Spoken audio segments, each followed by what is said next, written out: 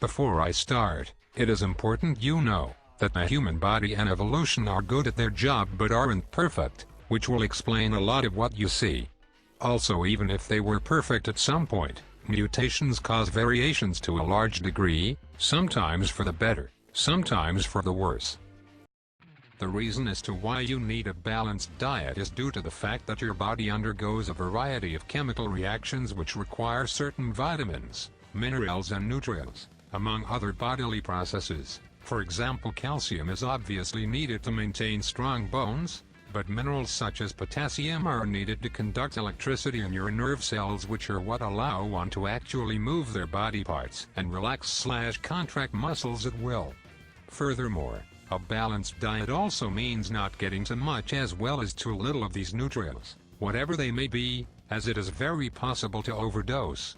For example, a potassium overdose can include irregular heartbeat and a tingling sensation in one's hands, feet and tongue, which is probably related to all the excess electricity in one's nerve cells, which goes to show just how important the right amount of nutrients are. On a more obvious note, food also provides energy, which is why carbohydrates are the foundation of a food pyramid. On a chemical level, energy is taken to digest more complex carbs by breaking them down into glucose. As you have learned from chemistry, breaking bonds requires energy and building them releases it. Digestion for this reason can be slow and can take energy. Despite this, glucose produces energy through respiration, as bonds between different elements of different energy values. E.G.A.C.H bond has more energy within it than a CO bond, so overall, the energy required to break glucose down in respiration is less than what is produced by rebuilding it into carbon dioxide and water, hence respiration produces energy. Although I just said that CH has more energy than C0, a glucose molecule is C6H12O06, but the overall sum of energy from forming the C02 and H20 will exceed what needed to break it. Without going into details, you already know the formula for respiration, but did you know that respiration is really just combustion? It takes oxygen and burns glucose as a fuel, hence providing energy and heat. More specifically, pregnant women will need more energy than a non-pregnant woman, because not only does the baby consume some of that energy, but the woman will work harder to move around carrying the baby, hence more exercise. Metabolism is not the rate of respiration, but the rate at which energy is used by the body. Metabolism depends on both lifestyle and genetics, and is the reason why skinny people eat more and stay slim, as the faster metabolism means more energy is consumed before it becomes fat. Although this begs the question as to why overweight people eat more, if fat is supposed to be an energy reserve. Why can't overweight people tap into those reserves? Good question. The reason is probably because fat piles up more quickly due to a slower metabolic rate, while fat takes longer to be reconverted into energy, so in the meantime a person may need to eat more to gain immediate energy. Furthermore, a fat person still needs nutrients, vitamins, and minerals other than carbs, so will still need to eat, although it is not exactly possible to separate nutrients from carbs etc. in food. For example, an overweight person will eat some oranges to intake vitamin C. However, oranges obviously contain sugar, where more of which will become fat due to a slower metabolism. In addition, reasons for overweight people eating more can be due to hormonal imbalances, psychological reasons, or the fact that overweight people expend more energy exercising the same amount as an underweight person as they carry more fat. But why do underweight people eat less if they need more food? Once again, this is due to higher metabolism gaining more immediate energy from food than an overweight person, as well as psychological or hormonal reasons, and expending less effort exercising due to their lack of body fat. Gaining bad cholesterol is more a result of eating lots of unhealthy food than not exercising, but no exercising causes bad cholesterol to be broken down more slowly, which is why exercise is important and maintain healthy cholesterol levels. Diseases. It is important to know that bacteria are living things, and viruses are not, which is why antibiotics don't work on viruses, because they're literally just not biological. Viruses and bacteria attack the body by using different parts of the body as a host, depending on specific strains, and some will be adapted to different parts of the body than others. E.g. Some will multiply in lungs, others in the digestive tract. They will then reproduce and produce toxins which damage your cells and inhibit certain body functions depending on where they congregate. For example, coughing is a result of pathogens in the lungs irritating windpipes the same way smoke or not chewing your food enough would, which goes to show how diseases don't directly cause coughing, but meddle with bodily processes which result in coughing. This is why many diseases feature a temperature, as a raised body temperature are a more hostile environment for pathogens, as many that are adapted to the human body have an ideal temperature of 37, so anything more will inhibit the viruses, but will inhibit your body in some ways too, which is why a temperature is no fun. Despite this, white blood cells are adapted to higher temperatures, so can attack the virus cells with less opposition. White blood cells, as you already know, are designed to reproduce antibodies as well as fight pathogens and repair, which is the premise behind how vaccines work, since if there is a somewhat significant proportion of a given antibody, e.g. smallpox, in your body, it can be readily reproduced on a larger scale should the disease hit. However, eventually the level drops to below significant as new antibodies are formed against diseases which have more recently ravaged your body, which is why some vaccinations such as malaria among others need multiple vaccinations across your lifetime. Which is why you got vaccinations in first school, middle school and high school. Sad times, but not really.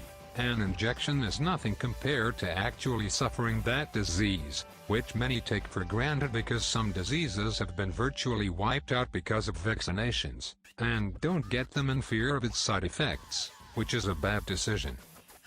Coordination and control. Don't confuse neurons and nerves, even though a nerve is just a collection of neurons. Don't forget that effector organs can include glands as well as muscles, as hormonal responses to your environment can be just as important as muscles. For example, if someone hits you, a release of adrenaline is as important as fighting back, as it allows you to shrug off the pain for the time being so you can fight effectively. Kind of like the time I got hit by a motorbike. I didn't feel anything until hours after. True story. Reflexes have been inbuilt into animals including humans for millennia, and are literally a survival mechanism. That's why you'll notice that just like animals, our reflexes are basically only to fight, back off or freeze, hence terms such as fight or flight response, or deer in the headlights, which refers to when a deer spots an oncoming vehicle and literally freezes on the spot. You should know that reflex and responses obviously involve electrical impulses across nerves, but they don't travel straight across the body like that. From the receptor, the impulse travels across the sensory neuron, and is converted to information when it meets the synapse between the sensory neuron and the brain, which is then processed before getting reconverted into an impulse and sent across the motor neuron and through an effector. Kind of like computer files. For example, receiving a PDF from someone, converting it into Word and editing it and adding to it, and reconverting to PDF before sending it to them. Spooky. What makes reflexes so fast is that instead of a standard response, which finds its way to the conscious part of the brain, a reflex finds its way to the subconscious part of the brain, which forms a response, albeit a simpler one, much faster, which keeps your ass alive when there's a demon bear after you. A simple way to think of homeostasis is literally like a set of internal nerves, where the receptor nerves track internal body conditions like water level and temperature, and the effector include organs and glands instead of muscles or limbs, etc. Homeostasis regulates body temperature, salt levels, water levels, etc. Homeostasis is very important, and your body becomes susceptible to damage when it cannot carry out its functions. E.g. if you're in a desert and you don't have enough water to be cooled by sweat, you're fucked. It's important to know that even plants have their own control systems, where they're receptive to gravity as well as light. This is literally why you see plants grow in weird shapes, since they reach for the light. It's funny, the way plants respond to light is remarkably similar to how muscles contract and relax. If we hit a plant which was horizontal and the light was above it, obviously, oxygen will be sent to the lower part of the plant. The lower part of the plant relaxes as it has oxygen, but the top part contracts due to the lack of it, causing the plant to grow upwards.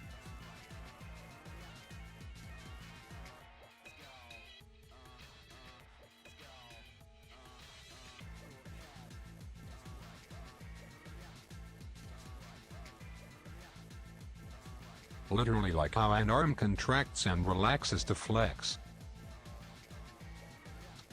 Developing new medicines. It makes sense why blind trials are held, since there is no placebo effect felt by any patients. But then why are double-blind trials held?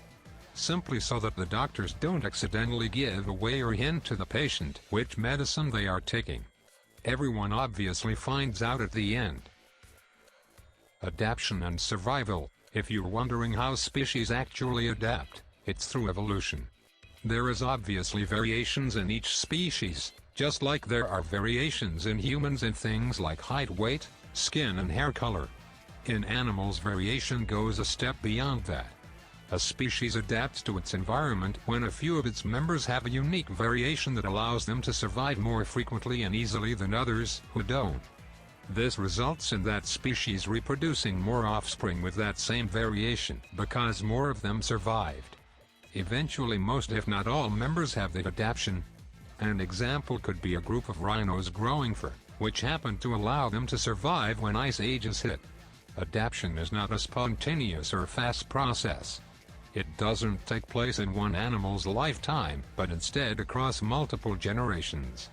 Just don't forget that many characteristics are a lot subtler than you'd think, and many are internal. Take sharks and whales for example. It's not as simple as, they live in the ocean together. They must be closely related. Not even. Little clues like how whales swim up and down and sharks side to side are a giveaway. Whales are smarter than stupid sharks, and whales are found in cold water where climates where sharks aren't. It was little things like this that lead people to discover that whales aren't fish. We know that whales evolved from mammals, so must have re-specialized to enter the ocean again. Similarly, the giant panda and red panda are found in the same parts of the world and both eat bamboo using wrist thumbs. But why don't other bears and weasels? Because they developed the characteristic independently, and aren't that closely related to one another. Although this does demonstrate adaptation to the environment, and that the way life has evolved can be complex and deceiving. So be careful in your exam. Adaptation could mean multiple things. It could mean adapting to hot or cold climates. It could be to local surroundings e.g. giraffes growing long necks. It can be an adaptation to catch prey or avoid predators. Anything that aids an organism in surviving, which can also include beating competition from other species. It really is a jungle out there, man. Let's list all the things that can kill an animal off, that they can adapt to: harsh environmental conditions, too hot or too cold. Polar bears have a small surface area to volume ratio to let less heat out, and some desert animals have adapted to hunting at night instead of day. Adaptations can include behavior too. Being easily available to predators or whatever may eat them. Some frogs have bright colors to indicate they are poisonous, and cacti have pricks, and are pricks themselves. Pricks finding it too difficult to find food/prey or water for plants, or being outclassed by other species. Jaguars have padded feet for stealth, and foxes have behaviorally adapted to urban environments and have no problem invading your trash can. If an animal fails to adapt, it will go extinct. It's easy to forget about the significance of competition, but remember the last time you walked through a forested footpath and through a park or something. You've never seen grass in a forest, and that's no coincidence. The trees absorb all the water and nutrients with their big-ass roots and all the light way their hide. The grass stands no chance whatsoever, even though it's not like the trees are eating the grass. Organisms are in competition with members of their own species as well as others. It is important to know that many plants adapt to their environment and competition not just by surviving themselves, but by finding new ways to disperse their seeds, such as the Rafflesia, which stinks like hell so flies can carry its pollen. It is very important to know just how rapidly changes in environment can affect organisms. A change can include an environmental change such as temperature increase or the introduction of a new species or removal of an old one. Let's say in the ocean, an increase in temperature may make it easier for seaweed to grow, and harder for kelp to grow. This will increase and decrease the populations. But because seaweed is in direct competition with algae, and the algae isn't affected by the temperature increase, the algae will decrease too. A clownfish benefits from the increase in seaweed as it eats it, whilst the blue tang suffers from the loss of algae. Let's say the blue tang also eats seagrass, which is unaffected. The seagrass will increase because there are fewer consumers. Sea lions will benefit from more clownfishes to eat.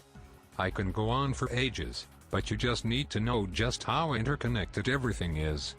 Energy transfer through a pyramid is far from perfect. If a fox is eating a rabbit, a fox will not eat the entirety of a rabbit. That's one waste. Not all of the rabbit can be fully digested, that's another. Digestion itself takes up some energy, and then the energy the fox does gain is used on moving around from place to place between meals, where a fox isn't even successful all of the time. Loads of energy gets lost through the food chain, which is what makes it so competitive. Adding to that, a lot of the energy which can be used to move and operate produced by respiration ends up released from the body as heat. It's tough. This is why there is less and less biomass as you ascend the pyramid, since energy is always being lost, which explains why you'll see an endless plain of grass, shitloads of rabbits, but a fox every now and then, if you were to hit the fields. Although that may be because they're too busy making sounds like someone is getting murdered at 3 a.m. on my road every fucking night. However, the energy in a system can still be considered a closed cycle, as things like feces and non-digested matter returns to the earth, as is the stuff of an animal that isn't eaten, as it decays. Even the apex predator obviously decays after death, and the cycle begins anew. Decomposers are not consumers because they fit absolutely anywhere on a food chain, and only break down dead matter. They are not predators. Energy in matter isn't destroyed or created, it is cycled, and that is what sustains an ecosystem. However, if the ability to cycle energy and matter is disrupted, the ecosystem crumbles. This why deforestation is dangerous, since all the energy in the trees are not returned to the ecosystem, but instead are kept in your fucking coffee table. This is why wood is burnt for fuel, heat and light, because burning it releases that energy inside it. Even fossil fuels don't have to be alive to have loads of energy within them. Decomposers are living things and need warmth, oxygen and water, which is why you're advised to keep your food in airtight, dry containers in a fridge to prevent it decomposing.